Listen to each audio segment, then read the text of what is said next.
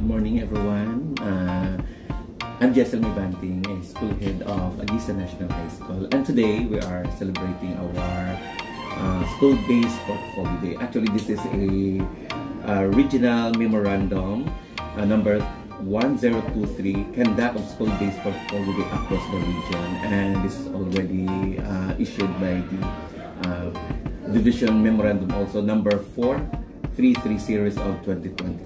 So we are here right now to celebrate our portfolio. The objective of this portfolio day is to showcase the written works and performance test outputs of learners, thus providing tangible learning evidence to parents. So that's why it's very important to have our engagement with the parents. Kabahin sa sininga portfolio day aton ng tahon ang mga portfolio sa aton mga kabataan. Ready sa classroom, gina-showcase, ginapakita sa ilang mga ginikanan o ano ang mga kaundan sa ilang mga grado. Taan na sa saring output. Kadto kita sa Blue Marlin Room. Hello, Ma'am Sol. Kamusta man ang ating portfolio day?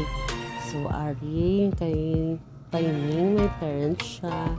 Yan, ginausisa ang grado sa iyang bata. Isa-isa rin Ma'am Sol. Kay pa... Sis Gasa! So, kamusta gali ang output sa inyo mga bata sa portfolio day? Okay man, ma'am. Nag-improve ang ilang grade. Okay, how about ang mga bata sa grade 10? Okay, ma'am, ang pinakabudlay. Nga? Kahit ganubo ang wala sa sa iyang pag-eskwela. Sana namin nga tingwa nga ni kanan siya ang pinakabudlay.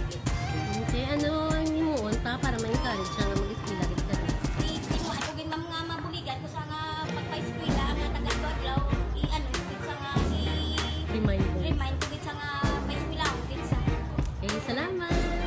Kami nga mga manunod nagapasalamat sa mga ginikanan nga nagupod sa amon sa sining portfolio day school year 2024 to 2025.